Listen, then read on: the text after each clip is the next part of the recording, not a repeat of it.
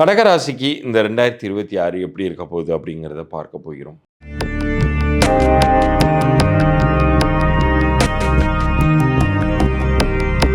ரகசிய உண்மைகள் நேயர்களுக்கு சதீஷ் ராவின் வணக்கங்கள். 2026 எப்படி இருக்க போகுது அப்படிங்கிறத கொஞ்சம் முன்கூட்டியே நம்ம பார்க்க போகிறோம். இப்போ நம்ம 2025 தான் இருக்கோம்னாலுமே நீங்கள் மிக சரியான திட்டமிடுதல்கள் மற்றும் உங்களுக்கு இனிமேல் என்ன நடக்க போகுது அப்படிங்கிறத தெரிந்து கொண்டீர்கள் என்றால் அதற்கு தகுந்தாப்புல நீங்கள் உங்களை நீங்கள் பாதுகாத்து கொள்ளலாம் அப்படிங்கிறதுக்காக தான் முன்கூட்டியே இந்த பதிவை நம்ம தரோம். 12 ராசிகள்லையுமே இப்போ இந்த 2026 கிரகங்கள் மாறுபாடுகள்னால ஏதோ ஒரு வகையில் உங்களுக்கு நன்மைகள் அப்படிங்கிறது காத்துக்கிட்டு இருக்கு. ஆனால் ஒரு சில ராசிகள் நீங்கள் மிக மிக ஜாக்கிரதையாக இருக்க வேண்டிய காலகட்டமாகவும் இது இருக்குது. ஏன்னா 2025 அப்படி அமைஞ்சிருச்சு. கிட்டத்தட்ட 4 கிரகங்களும் ஒரே சமயத்தில் பயிற்சி அடைஞ்சு ஏகப்பட்ட விஷயங்கள் மாறுபாடெல்லாம் உருவாகி இப்போ 2026 பார்த்தீங்கன்னா அது எல்லாமே ஒரு பொசிஷனுக்கு உங்களுக்கு ரெகுலராக பலன் தரப்போகுது. ஸோ இதில் சனி பயிற்சினால் பலன் பெறாதவர்கள் கூட 2026 உங்களுக்கு பலன் கிடைக்க போகுது அப்படிங்கிறத சொல்லலாம். இப்போ இந்த பயிற்சி பலன்களை பார்க்கும் பொழுது உங்களுக்கு வாழ்நாள் முழுக்க எனக்கு வெற்றி கிடைப்பதற்கு என்ன செய்யணும் அப்படிங்கிற ஒரு கேள்வி நீங்கள் எழுப்புவீர்கள் என்றால் அதற்கான பதில் இந்த பகுதியின் இறுதியில் நான் சொல்ல போகிறேன். அது எண் கணித ரீதியானது. கிரகங்கள் ரீதியான பலன்களை இப்போ நீங்கள் பார்க்க போகிறீங்க.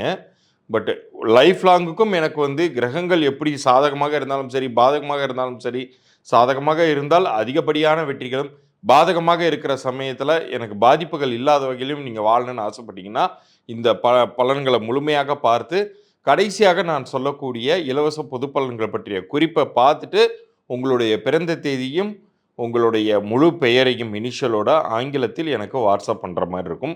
அதை பற்றின குறிப்பை இந்த பகுதியின் இறுதியில் நான் சொல்கிறேன். இப்போ பகுதிக்குள்ளார போகலாம். கடகத்திற்கு கொஞ்ச காலமாகவே டைம் ரொம்ப மோசமானதாக இருந்துச்சு. ஆனால் எப்போ இந்த சனிப்பெயர்ச்சி நிகழ்ந்ததோ 2025 அப்போவே உங்களுக்கு பிடிச்ச டார்ச்சர் எல்லாமே விலகி ஓடிடுச்சுன்னு சொல்லணும். அஷ்டம சனியின் பிடியிலிருந்து முழுமையாக விடுபட்ட கிரகமாக கடகம் இருந்துச்சு. ஆனால் இந்த 2025 அந்த பயிற்சி நடந்ததற்கு பிறகும் நிறைய பேர் உங்களில் எனக்கு இன்னும் நல்லது நடக்கிற மாதிரியே தெரியலையே, ஏன் அப்படின்னு ஒரு கொஸ்டின் கேட்டுக்கிட்டே இருந்தீங்க. ஏன்னா சில நேரங்களில் மற்ற கிரகங்களை அனுசரித்து உங்களுக்கு நன்மையோ தீமையோ கூட குறைய கிடைக்கலாம். ஆனால் சனி பகவான் வேறு சில ரீசனால், அதாவது வாக்கிய பஞ்சாங்கப்படி இன்னும் பயிற்சியை அடையலை அப்படின்னு சொன்னவர்கள்லாம் உண்டு. ஏன் இதே திருநள்ளாறு பரிகார ஸ்தலம் சனிக்கான ஒரே முக்கியமான ஸ்தலம் தமிழ்நாட்டில், அங்கேயே கூட இன்னும் சனி பயிற்சி ஆகலைன்னு தான் சொல்கிறாங்க.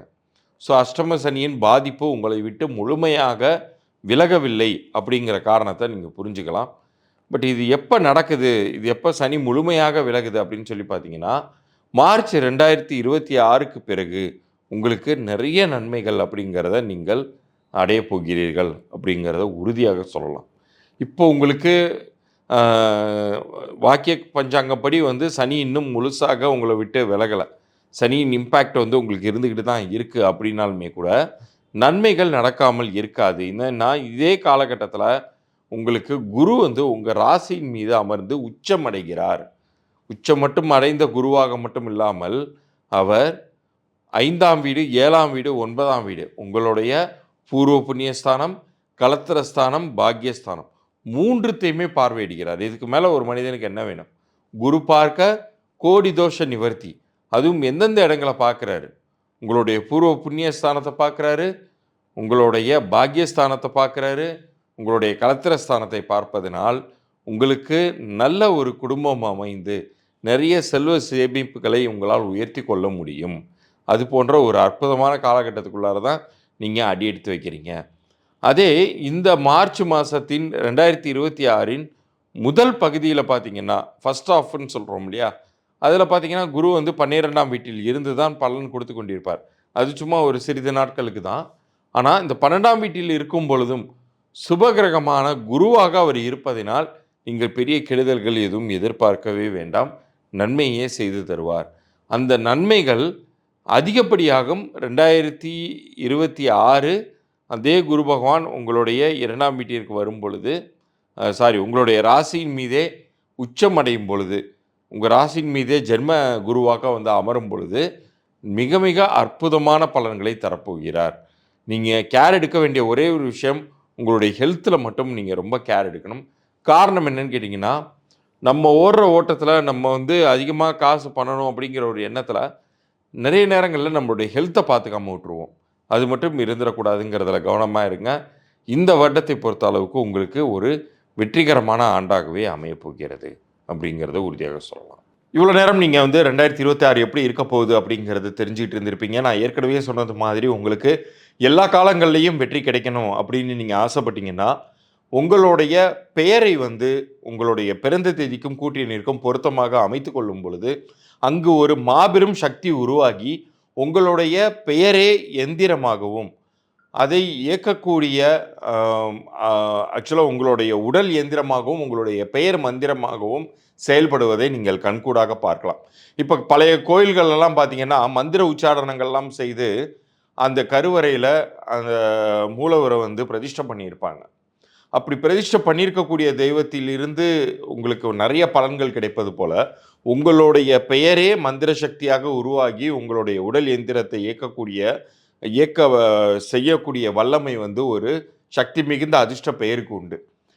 இது இத்தனை வருட காலம் 20 வருஷத்துக்கு மேற்பட்ட என்னுடைய அனுபவத்தில் என்னுடைய நிறைய கிளைண்ட்ஸ் வந்து பெயர் திருத்தத்தினால் வெற்றி பெற்றவர்கள் அன்றாடம் எனக்கு தொடர்பு கொண்டு அவங்க ஃபீட்பேக் சொல்லிட்டு தான் இருக்காங்க. உங்களுக்கும் அது போன்ற ஒரு வெற்றி லைஃப் லாங்குக்கும் கிரக பயிற்சிகள் எப்படி இருந்தாலும் நல்லபடியாக உங்களுக்கு லைஃப் அமையணும்னு ஆசைப்பட்டீங்கன்னா, உங்களுடைய பிறந்த தேதியும் உங்களுடைய பெயரையும் எனக்கு முதல்ல அனுப்பிச்சி விடுங்க. அது தற்போது நல்லா இருக்கா இல்லையா அப்படிங்கிற வரைக்குமான விஷயங்களை நான் இலவச பொது பலன்களாக வழங்குறேன். நிறைய பேருக்கு ஆல்ரெடி நல்லா அமைஞ்சிருக்கும். அவங்களுக்கு நல்லா அமைஞ்சிருக்குன்னே நான் சொல்லிட போகிறேன். அப்படி அமையாதவர்களுக்கு என்ன செய்யணுங்கிறத நான் சொல்லுவேன். அது நீங்கள் விருப்பப்பட்டீங்கன்னா பெய்டு கன்சல்டேஷனாக நீங்கள் எடுத்துக்கலாம்.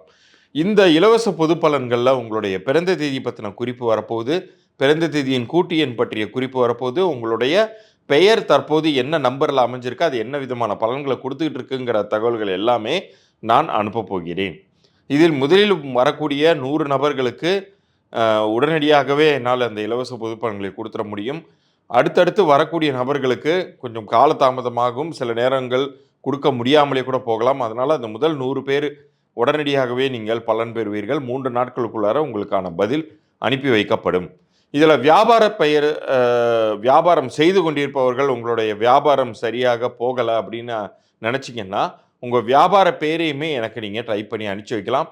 அது உங்களுக்கு பொருந்திருக்கா இல்லையாங்கிற தகவலையும் நான் சொல்லுவேன்.